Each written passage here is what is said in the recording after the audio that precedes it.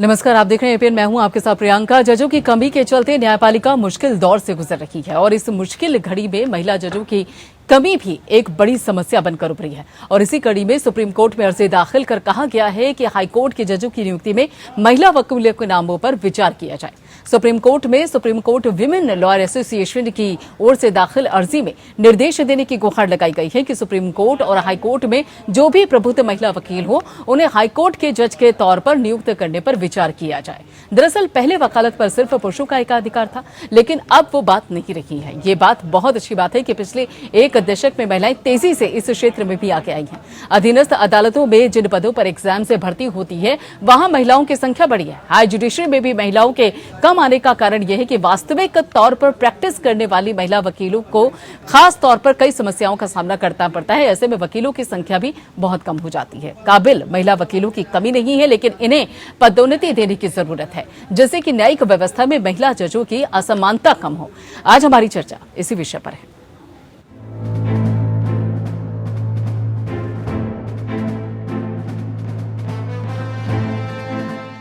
Supreme court women lawyer association या SCWLA ने supreme court में एक अर्जी दायर कर विभिन्न हाई कोर्ट में न्यायाधीशों के रूप में नियुक्त करने के लिए सुप्रीम कोर्ट और हाई कोर्ट में प्रैक्टिस करने वाली मेधावी महिला वकीलों पर विचार करने के लिए निर्देश देने की मांग की है।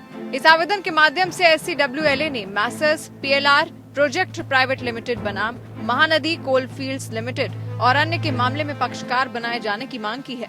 इस मामले में सुप्रीम कोर्ट हाई कोर्ट न्यायाधीश के पदों की रिक्तियों के मुद्दे पर विचार कर रही है। आवेदन में एसोसिएशन ने कहा कि उच्च न्यायपालिका में महिलाओं का प्रतिनिधित्व कम है। अब तक सुप्रीम कोर्ट में केवल 8 महिला जजों की नियुक्ति की गई है। भारत की महिला प्रधान न्यायाधीश कभी नहीं बनी है। देश के 25 उच्च न्यायालयों में से केवल एक महिला मुख्य न्यायाधीश तेलंगाना हाई कोर्ट में CJ हेमा कोहली हैं। हाईकोर्ट के 661 जजों में से केवल 73 महिलाएं हैं, यानी कि महज 11.04% महिलाएं हैं। मणिपुर, मेघालय, पटना, त्रिपुरा और उत्तराखंड जैसे 5 हाई कोर्ट में एक भी महिला न्यायाधीश नहीं है। संविधान के आर्टिकल 14 और 15(3) का हवाला देते हुए एसोसिएशन ने कहा कि महिलाओं की योग्यता को उचित महत्व देते हुए उच्च न्यायपालिका में महिलाओं का पर्याप्त प्रतिनिधित्व होना चाहिए।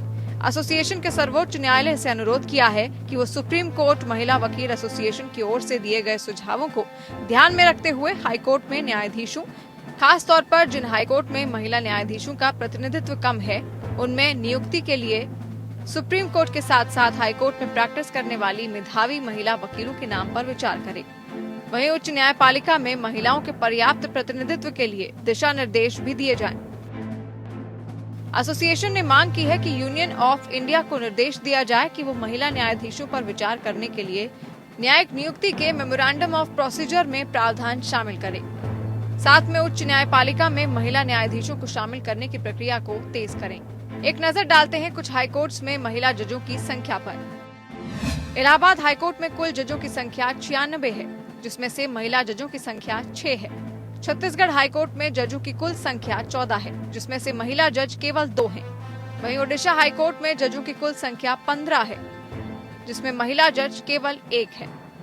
पटना हाईकोर्ट में जजों की कुल संख्या 21 है, वहीं महिला जज केवल 1। त्रिपुरा हाईकोर्ट में जजों की कुल संख्या 4 है, लेकिन महिला जज 1 भी नहीं है। मणिपुर हाईकोर्ट में जजों की कुल संख्या 5 है और महिला जज 1 भी नहीं। वहीं उत्तराखंड हाईकोर्ट में जजों की कुल संख्या 7 है, लेकिन महिला जज 1 भी नहीं है। आवेदन का प्रारूप advocate on record Sneha Kalita ने तैयार किया है और वरिष्ठ अधिवक्ता महालक्ष्मी पावनी और शोभा गुप्ता ने इसे अंतिम रूप दिया है। एडवोकेट बृष्टि रेखा महंत द्वारा शोध किया गया है। 25 मार्च को इस मामले पर विचार करते हुए CJI SA Bobde, justice SK Kaul और जस्टिस सूर्यकांत की पीठ ने अटॉर्नी जनरल से पूछा था कि लंबित कॉलेजियम सिफारिशों को तय लेने के लिए कितने समय की आवश्यकता होगी।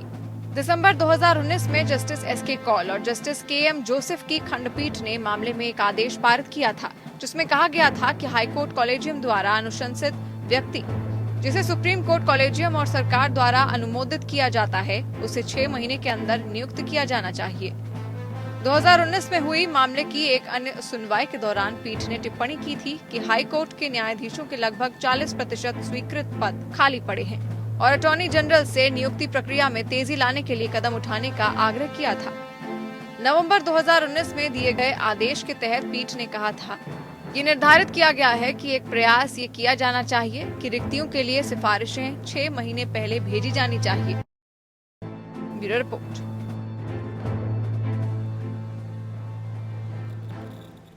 एक तरफ जहां ये कहा जाता है कि हजारों या फिर ये कहा जाए कि लाखों ऐसे केसेस हैं जो कि पेंडिंग पड़े हुए हैं, जिस पर बाकायदा विचार करने की जरूरत है, जिस पर फैसले होने की जरूरत है।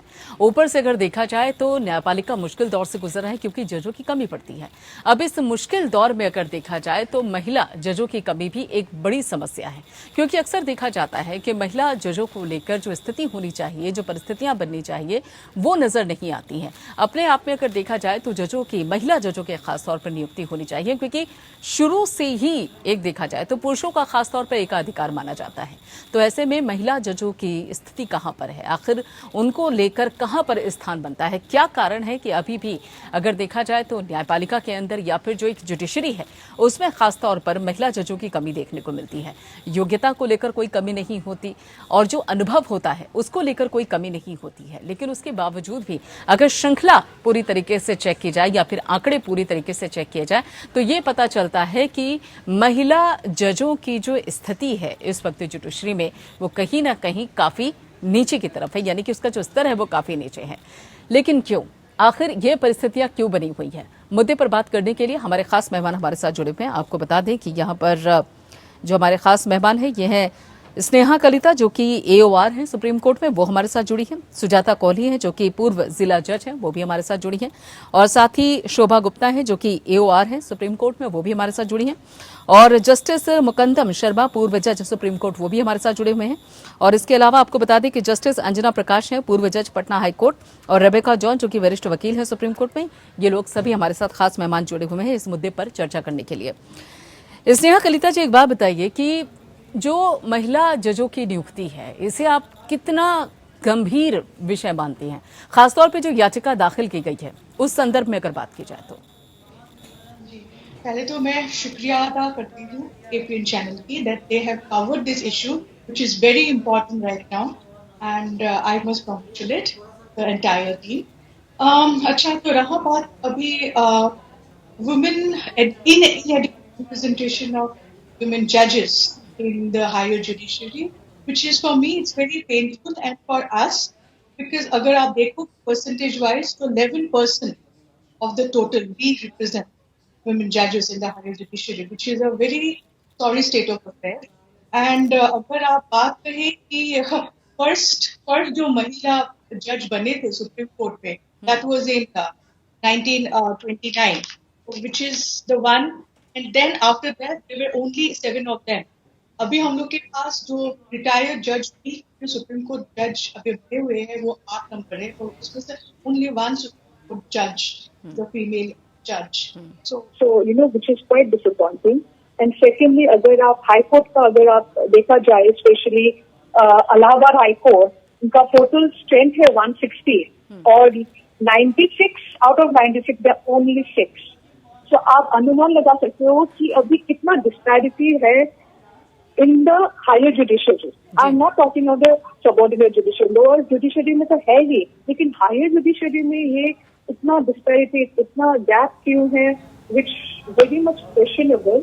और बात रहा हम लोग का जो इंटरलॉक्यूटरी एप्लीकेशन जो हम लोग ने अभी दिए हैं सुप्रीम कोर्ट चीफ जस्टिस के सामने कोर्ट नंबर 1 में, तो हम लोग यही आशा करते हैं कि they would take this application very seriously and come up with some kind of solution. क्या है मतलब, क्यों ऐसा, कितना इतना ब्रिजिंग, इतना गैप क्यों है, डिस्पैरिटी क्यों है? So which I think let's see tomorrow, we are hopeful. बिल्कुल, यानी कि उम्मीद ये है कि कुछ बेहतर हो सकता है यहाँ पर, या बेहतर की कम से कम उम्मीद तो की जा सकती है। शोभा जी, बेहतर करने की उम्मीद है और बेहतर होना भी चाहिए, इसमें कोई शक नहीं है, लेकिन सवाल ये उठता है कि आखिर जो कमी अभी तक चलती आ रही है, जो कमी अभी तक बनी हुई है, उसमें आखिर भरपाई को लेकर उस तरफ, उस संदर्भ में अभी तक विचार क्यों नहीं किया गया? आखिर इस महिला जो प्रतिनिधित्व है, खासतौर पर अगर जुडिशरी में देखा जाए, तो उस पर अभी तक गंभीरता के साथ विचार नहीं किया गया या फिर सीरियसली नहीं लिया गया, जिसके चलते अभी भी वो स्तर नहीं बन पाया है महिला जजों का, जो कि बनना चाहिए जुडिशरी में। देखिए, इंडिपेंडेंस 70 ईयर्स, हाँ, राइट, और अभी दिसंबर 2020 का रेशियो देखिए तो as against 100 women we have 108 men. So the ratio is population ratio is almost 50%. But कमी कहाँ रह गई? बिल्कुल। फर्स्ट शो अप्रोच में कमी थी। आप जो बोल रहे सीरियसली नहीं लिया तो ये मानना पड़ेगा, without mixing the words, with all due respect to all authorities concern and the people involved in the process, महिला एडवोकेट सीरियसली नहीं लिया गया। At the same time women advocate seriously नहीं लिया है।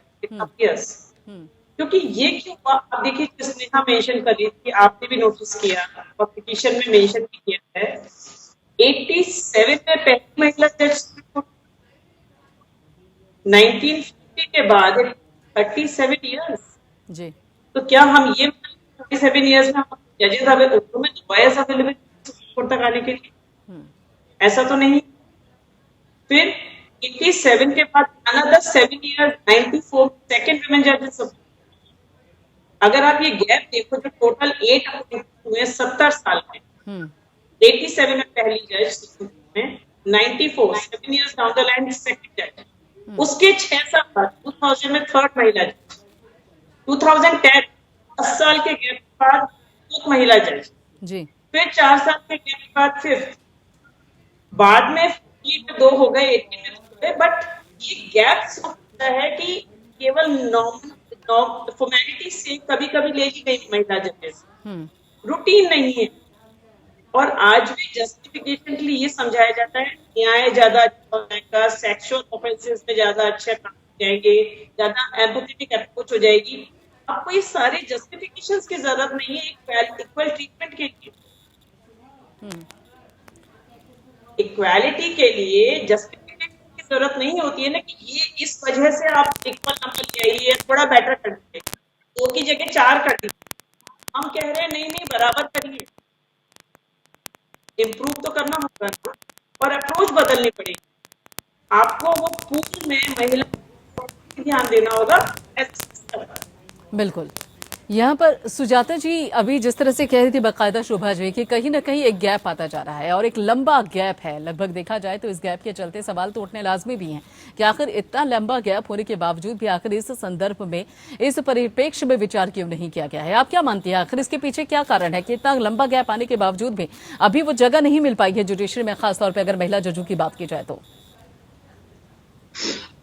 थैंक यू, नमस्कार सब पैनलिस्ट को, नमस्कार, and with all due respect to the panelists and all authorities, and there is an echo actually.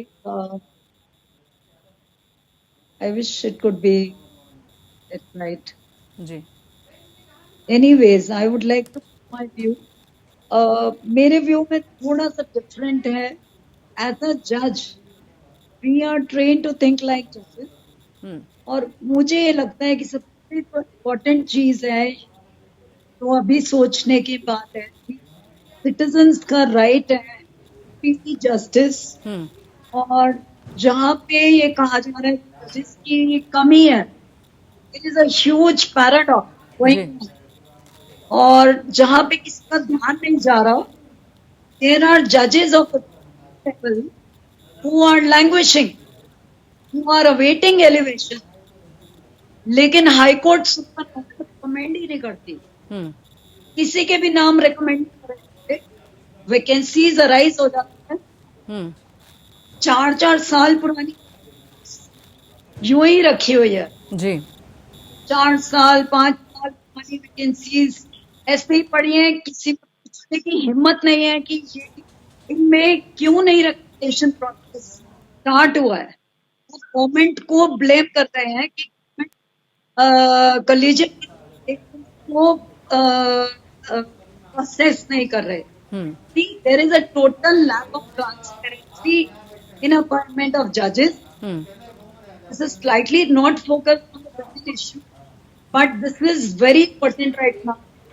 Since I got this opportunity, I must put it across. Total process में जब transparency नहीं है तो आप कोई criteria बना भी नहीं सकते. मान लीजिए कि कोई परसेंटेज बना लीजिए, विमेन के लिए इतनी परसेंटेज रिजर्व रख रही है और इनके लिए उतनी रखती है, but then there is no transparency. तो how is it all going to work out?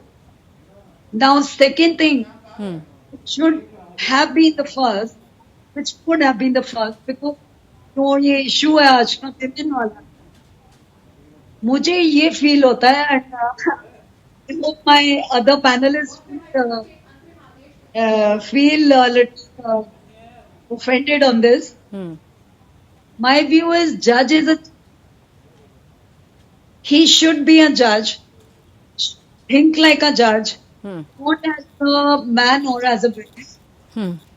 जब मैं सीट ऑक्यूपाई करती हूँ जज, तो मैं अपने एक्सपीरियंसेस एज अ वुमन और अपने views as a woman, I would not like to cloud them.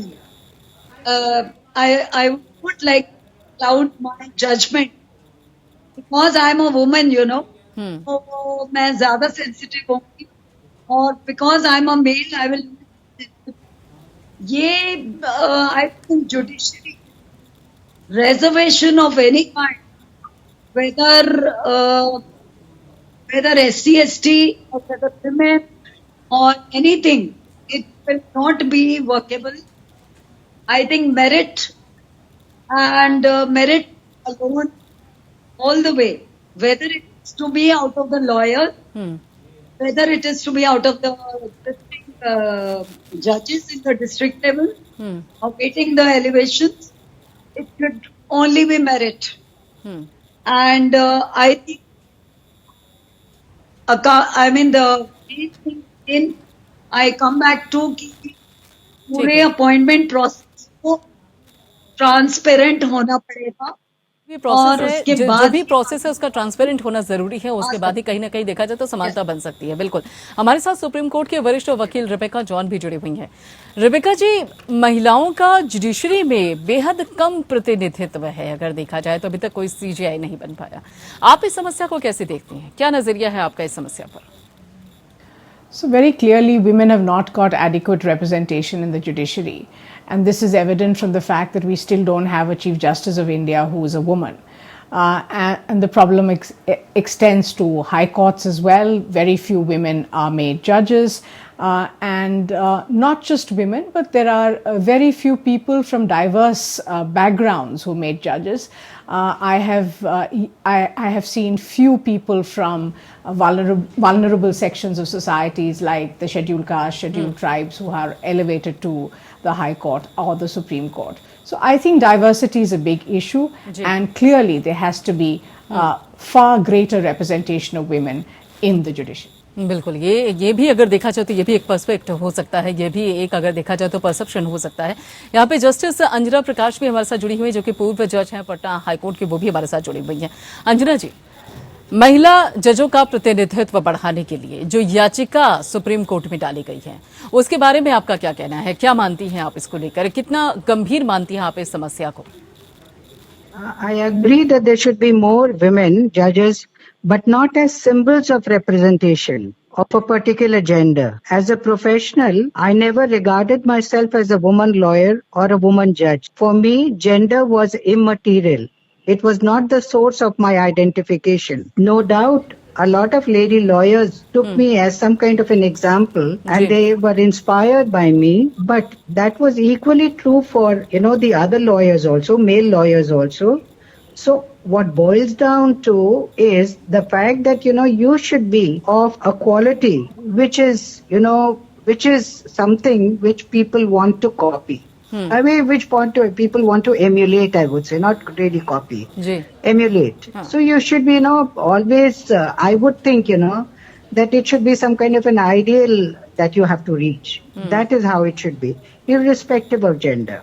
बिल्कुल. अगर देखा जाए तो कहीं ना कहीं एक जेंडर को लेकर एक सोच बनाने की जरूरत है, एक पैरामीटर डिसाइड करने की जरूरत है. सुजाता जी, क्या ये मानकर चला जाए कि कहीं ना कहीं जो प्रवेश परीक्षा है उसमें जो आयु सीमा है, क्या ये भी एक बड़ा फैक्टर है इसमें? ये भी मानकर चला जाए?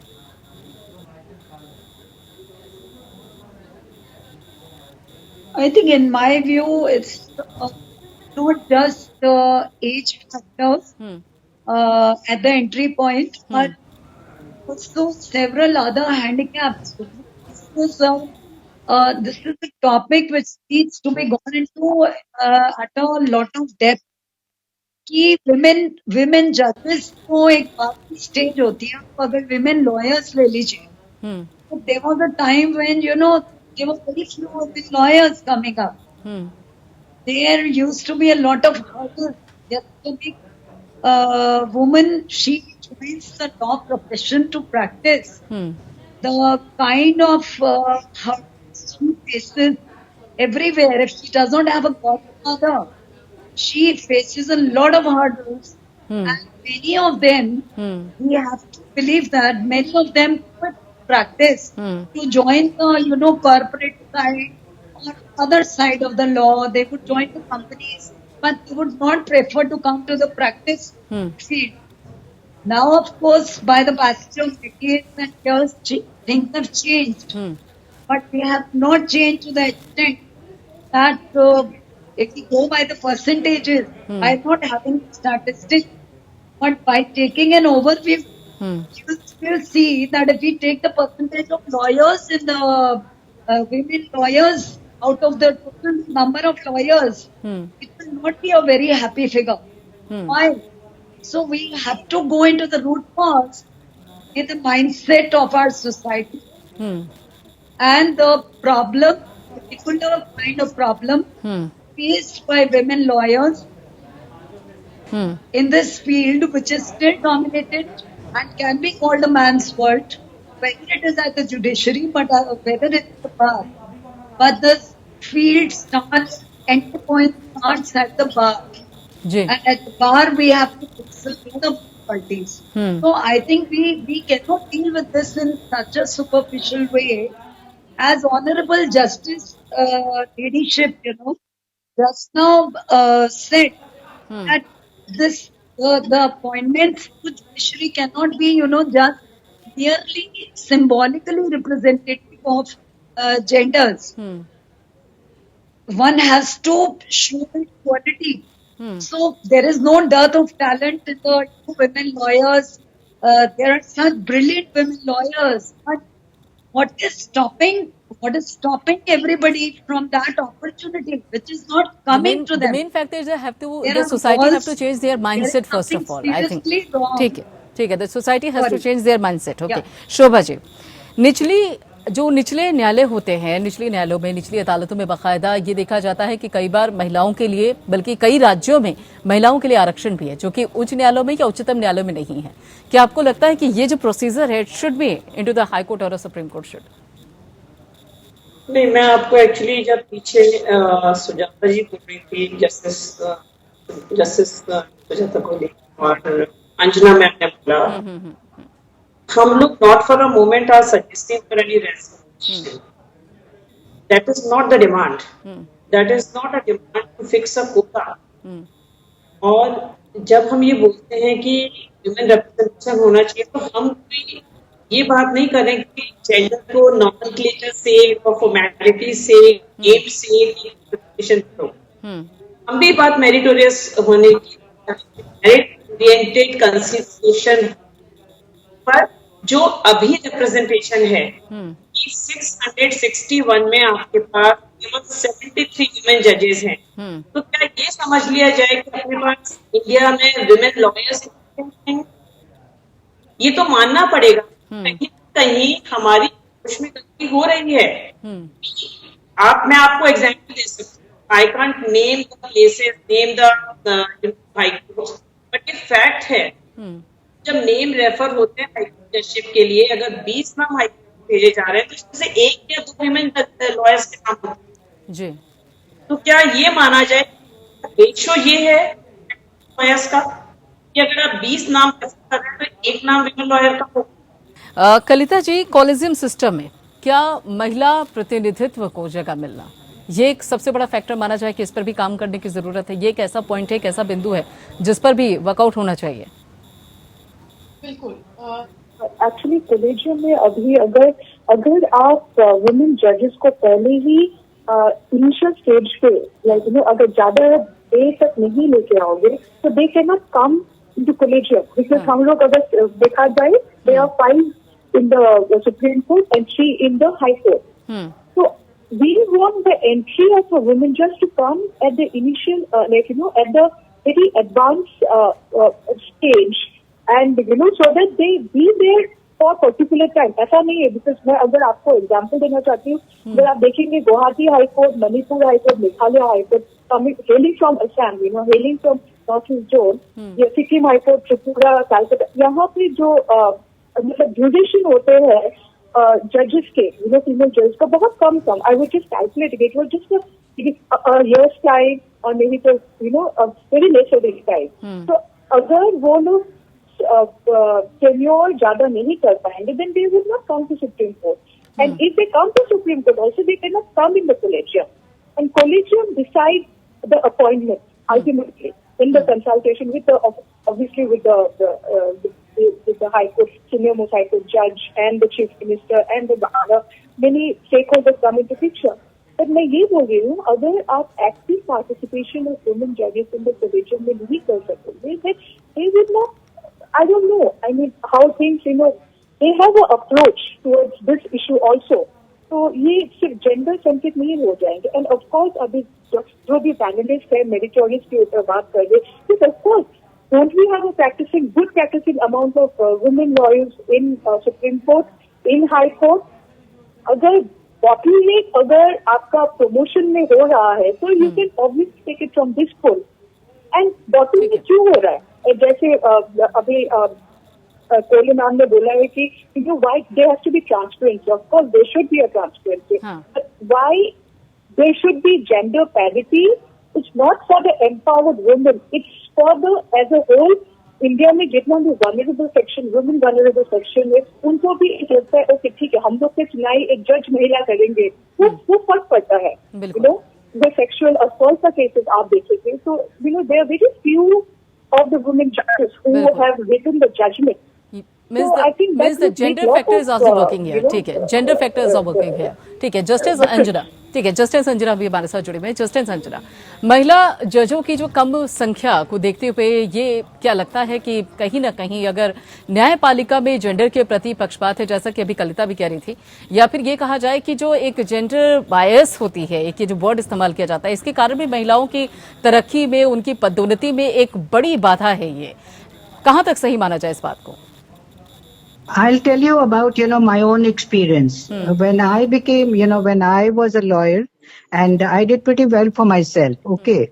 So while I was doing well for myself, even though I did not feel discrimination as such, even though I was practicing in Patna High Court and people would think that it's a backward state, but it was not true at all. Okay. I went up, the usual way by working, hard, etc. So, people didn't have any bias against me. But then, whenever there was some comparison to be made, the other male lawyers, they would say, you are, among the top 5 or something, among lady lawyers. And I would always challenge them on this and say, why bracket me in lady lawyers? When I have come here as a professional, forget seeing me as a woman lawyer or lady lawyer, Obviously, I don't say, that you are the best among male 5, 10 or whatever, number of male lawyers. It's, when you're in a profession, you're in a profession, irrespective of gender. So these were little, innuendos which got in. And when I was going to be elevated as, a judge, what happened was that in the first round, my name was, floated. And consent was taken, etc. But then finally, my name was not sent. Okay. On the plea that since, there were 2 lady lawyers who were going to be proposed to be judges in the Patna High Court. And the Chief Justice thought that not 2, there should be only 1 lady lawyer who should go. So that way I felt, that I felt, that I was disadvantaged because I was, a lady lawyer. Even though I was equally competent, I mean, there was no question of, myself doubting my own competence. Absolutely not. And nobody else thought so. Everybody thought that I deserved to be a judge. So there I thought, there was some kind of a discrimination which was not acceptable to me. बिल्कुल. तो यहाँ अगर देखा जाए तो एक पाली बना दी जाती है कि that is a male lawyer, that is a female lawyer, ये एक बहुत बड़ी दिक्कत है कहीं ना कहीं। अगर देखा जाए तो जो महिला लॉयर्स हैं वो इस प्रॉब्लम को जुडिशरी के अंदर काफी हद तक फेस कर रही है। ऐसे में इस समस्या का समाधान होना भी बहुत जरूरी है। कलिता जी, खासतौर पर आपकी तरफ आऊंगी। अगर नॉर्थ ईस्ट की बात की जाए तो वहां पे जो हाईकोर्ट्स है, महिला जजों की संख्या वहां पर भी काफी कम है। इसके पीछे क्या कारण है? और कई तो कोर्ट्स ऐसे भी हैं जहां पे बिल्कुल भी नहीं है। तो इस तरफ भी काम करने की भी कोशिश है। क्या आपको लगता है कि इसके पीछे क्या कारण हो सकते हैं? हाँ जी, बिल्कुल। अगर आप नॉर्थ ईस्ट देखेंगे तो Guwahati high court has been represented by 3 states, and 3 states is 4 states rather: Arunachal Pradesh, Nagaland, Mizoram, and Assam. अगर आप 4 states पे, there's only till now only there are 3 women judges in the High Court. Out of them, 2 have been retired. One is existing, and one is sitting judges. Manipur में एक chief justice थे, and that too for a very short term. Meghalaya में भी एक chief justice थे महिला, वो भी very short, only for 3 or 4 months. And Sikkim में तो है ही नहीं, त्रिपुरा में है ही नहीं, और Calcutta High Court, yes, not, it doesn't come in North East, but I would like to highlight 7, 8, 9 judges थे, उनमें से Justice Runapal has come into Supreme Court. This is the fact of the matter. Now, fact क्यों नहीं आ रहे हैं? That is a big $1 million question. Maybe it's a cultural barrier. मैं एक तरह से मानूंगी क्योंकि नॉर्थ ईस्ट को पहले अभी तो एक्सेप्ट करते हैं, लेकिन to come and acceptance in the center was not that much. Even till now also I feel sometimes very, I would not say myself, but yes, a cultural barrier of course है.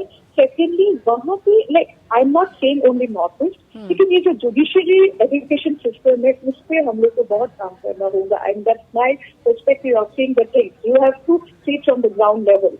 एक है जो law colleges है, वहाँ पे 4th या 5th year student को दिया जाती, मतलब ट्रेनिंग प्रोग्राम जो judiciary to take up the judiciary, वहाँ पे ट्रेनिंग प्रोग्राम दिया जाए और महिलाओं को आगे आने के लिए बोले. They have a hesitance to come. ये हेजिटेंस को दूर करना होगा. You have to make them aware because this is a very good profession. So they come into it as a profession. There are so many diversified now jobs where you see the judiciary per se. It's like, you can opt for a legal professor, you can, do a banking job, you can do a legal advisor, you can work in NGO, you can be a judge, you can practice also. It's so diversified. बिल्कुल, वो rights सभी के साथ है. बिल्कुल, वो practice भी कर सकते हैं और जज की जो एक महत्वपूर्ण पद होता है वहां तक पहुंच भी सकते हैं. जस्टिस मुकंदम शर्मा है जो कि पूर्व जज हैं सुप्रीम कोर्ट के, वो भी हमारे साथ जुड़े हुए हैं. मुकंदम जी, हाईकोर्ट्स में महिला जजों की संख्या बहुत कम है और उसके साथ साथ अगर देखा जाए तो क्या प्रतिभाशाली महिला वकीलों को हाईकोर्ट में जज बनाने की जरूरत है जिससे कि उनका प्रतिनिधित्व बढ़े? Because we speak of gender justice. हाँ. So if there are competent lady judges, lady lawyers, why should they not be appointed? They should be picked up. It could be for the High Court first. Because you see, to take some lady lawyer from the Supreme Court, the judge of the Supreme Court, that is all right, that is fine, but you get only 1 or 2 lawyers, that's all. But in the district, in the High Courts, you will get lot of them. So some of those are, according to me, very, very competent also. I found number of them when I was the Chief Justice of the Delhi High Court. I found the lady lawyers are equally competent and they are equally focused. So therefore there has to be some representation. There is a short of representation of the ladies in the judiciary. That is also very true. मुकदम जी, अभी जिस तरह से बात हो रही थी, बाकायदा कलिता जी कह रही थी कि जो नॉर्थ ईस्ट में महिला जजों की समस्या है, वहां पर कई राज्य ऐसे हैं बिल्कुल शून्य है. आपको क्या लगता है कि आखिर इसके पीछे क्या कारण है? क्या नजरिया है आपका इस पर? See, I come from the North East. My parent High Court was the Guwahati High Court, and I was a judge. We had picked up lady lawyers, but see, what I mean to say, when you think of picking up lady advocates, they have to be equally competent with the male members also, if not better.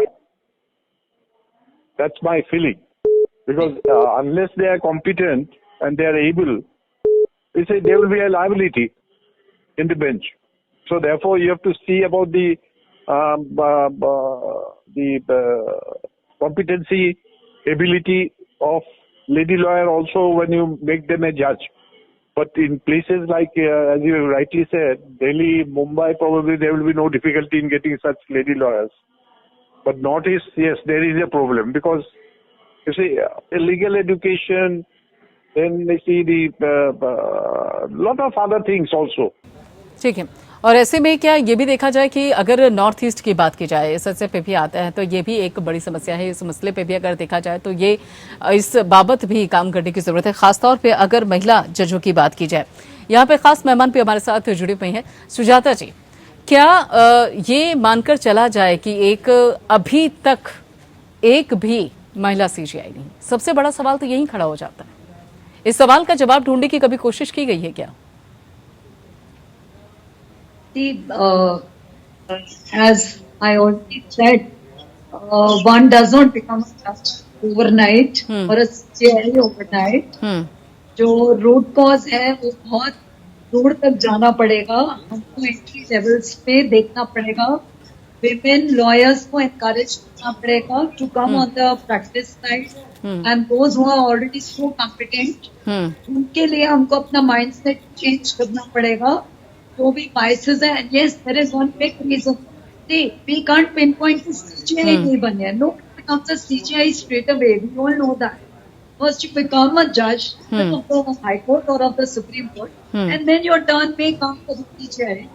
Then you have the age factors and all. And but I am coming down to the bottom of the problem. That is that we, number one, we change the mindset. Number two, जो women जजेस का high court या supreme court में आना या CJI बनना, कि this may not be comfortable for our society, for some parts of our society it is not going to be comfortable. That is very very honestly that is one very big reason, and that may be the reason that they are kept quite discouraged and deliberately eyes are being shut to the statistics are so glaring and so pitiable. As many of our panelists and everybody concede, and even the honorable judges on the panel have said there is no dearth of competent women lawyers. Lawyers are lawyers, competent lawyers, and out of them, if we merit being equal, why will we not give preference? If there are two candidates, of the equal merit, why should we not prefer the women? And certainly in the collegium level, in the collegium, there should be women so that there can be adequate representation. But talking only about appointment of a CJI as a woman, I think the story is very long. We can't start with the CJI. So that is that. बिल्कुल। ऐसे भी कलिता जी, जिन राज्यों में sex ratio गिरा हुआ है, अगर उन राज्यों में अगर देखा जाए तो खासतौर पे जो महिलाओं का उपस्थिति है कोर्ट्स में वो काफी कम रही है। खासतौर पे अगर देखा जाए नीति आयोग की जो रिपोर्ट है उस मुताबिक भी अगर देखा जाए तो मध्य प्रदेश भी उसी श्रेणी में आता है। तो ये समस्या कितनी, अगर देखा जाए इस पर कितना गौर करने की जरूरत है? कलिता जी, this is a very this is a very serious issue which really now like एक holistic approach बहुत जरूरी है इसमें from all the stakeholders. अभी यहाँ पे हम लोग अगर gender parity नहीं, access to justice by women and active participation in the leadership, that really counts for a nation to grow. अगर हम लोग बात किया जाए, अभी बड़ा बड़ा हाईकोर्ट आप देख लो, आप इलाहाबाद का देख लो, आप बॉम्बे हाईकोर्ट का देख लो। बॉम्बे हाईकोर्ट पे 63 जजेस है, उनमें से सिर्फ 7 जजेस है वुमेन जजेस है। So this is a very gloomy picture of active representation. Obviously, it should be a meritorious. We are not saying that meritorious नहीं लो, आप XYZ को favoritism करो या consider करो on some nepotism and all this stuff. We are not on this. We are only on this कि adequate representation होना चाहिए, which also internationally अगर आप देखे जाओ तो there also in the US with a 34% where the women are playing active role in the judiciary. So हम लोग को it's such a low figure, 11%, which is a very shocking figure for us. And to grow a nation, I think equal participation of women in judiciary has to come forward. Like, we have to take a very holistic approach. बिल्कुल। शोभा जी, एक सवाल ये भी उठता है कि आखिर जब महिला जजों की कमी होती है, जब महिला जजों की कमी है तो जाहिर है कि बेंच में भी कमी होगी। तो ऐसे में कई ऐसे मसले हैं जो कि महिलाओं से जुड़े हुए होते हैं, चाहे आप गर्भपात का मसला ले लीजिए, तलाक का मसला ले लीजिए, या फिर दूसरे मसले ले लीजिए, यौन शोषण के मसले ले लीजिए। तो क्या लगता है आपको कि इन मसलों पर फिर फैसला लेने में भी कहीं ना कहीं दिक्कतें पेश आती हैं, या फिर कुछ ना कुछ असर पड़ता है, लगता है आपको? शोभा जी। जस्टिस सीकरी का अगर आप लोगों ने फेयर स्पीच सुनी हो, हाँ। उन्होंने बोला था कि अ जज has to be rural heart also. Why this is said? वो एक जो अप्रोच होती है, कंपैशनेट अप्रोच, उस कंपैशन की कई बार कई केसेस में जरूरत पड़ती है। और जब ये क्राइम अगेंस्ट वाले मसले या issues which are centrally related to women, वहां पर सर्टेनली एक विमेन रिप्रेजेंटेशन रोल प्ले करती है। इशू ये भी है ना कि आपकी सोसाइटी में वैरायटी ऑफ इश्यूज कोर्ट किसको डिसाइड करती है? सोसाइटी इश्यूज को करती है। तो ऐसा कैसे हो सकता है कि आपकी सोसाइटल रिप्रेजेंटेशन कोर्ट तक रिफ्लेक्ट ना हो? कोर्ट में भी जरूरी है वो जो सोसाइटी है उसका रिफ्लेक्ट वहां तक आए। तो अगर आपका 50-50 का रेशियो सोसाइटी में है तो कुछ हद तक तो वहां पर बेटर, जैसे स्नेहा पॉइंट आउट, शर्मा ने पॉइंट आउट किया, दिल्ली हाईकोर्ट 60 वैकेंसी पोस्ट है, उसमें 6 विमेन एडवोकेट्स हैं। Justice Sharma himself, I did not find anything lacking with the women lawyers over there. Bombay high court पर रिप्रेजेंटेशन भी नेम सेक है, 1, 2, 4, 6। सर्टेनली अप्रोच ये है कि जब हम लोग हाई कोर्ट के लिए एलिवेशन की बात होती है तो एक या 2 ले लेते हैं। उस अप्रोच को बदलना पड़ेगा, आप पूलिंग करना पड़ेगा वुमेन लॉयर्स एज जजेस ऑफ हाई कोर्ट, और तब एक ट्रू रिफ्लेक्शन सोसाइटी आपका बेंच पे भी मिलेगा।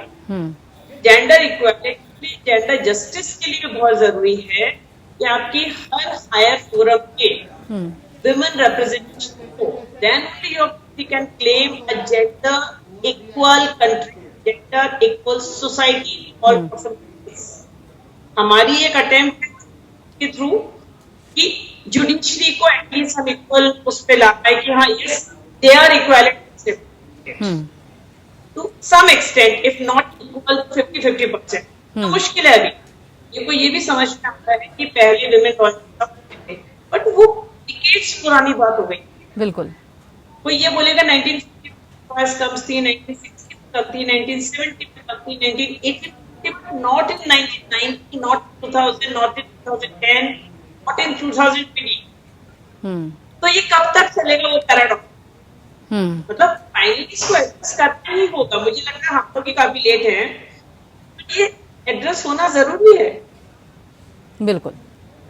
चलिए, यानी कि अगर देखा जाए तो इस दिशा में भी काम करने की जरूरत है, खासतौर पर अगर न्यायपालिका की बात की जाए। अगर वहीं पर की महिलाओं के साथ अगर अन्याय होता हुआ नजर आएगा, या फिर ये कहा जाए कि उनका स्तर, या फिर ये माना जाए कि जो उनकी नियुक्तियां हैं, चाहे वो जजों के पद पर हो या फिर दूसरे क्षेत्रों की बात कर ली जाए, तो अगर वहीं पर कमी होगी तो फिर इंसान देखेगा किस तरह। बहुत बहुत शुक्रिया आप सभी लोगों का हमसे जुड़ने के लिए। तो आपको बता दें कि फिलहाल सबसे बड़ा प्रश्न यही है कि न्यायपालिका में आखिर महिलाओं की जो स्थिति है वो आखिर इतनी कमतर क्यों है, क्यों अभी तक एक भी देखा जाए महिला सीजीआई नहीं? सबसे बड़ा सवाल ये खड़ा होता है। ऐसे में जवाब तलाशने की जरूरत है और इस समस्या की तरफ भी गौर करने की जरूरत है। फिलहाल इतना ही, बाकी खबरों के लिए आप जुड़े रहिए एपीएन के साथ।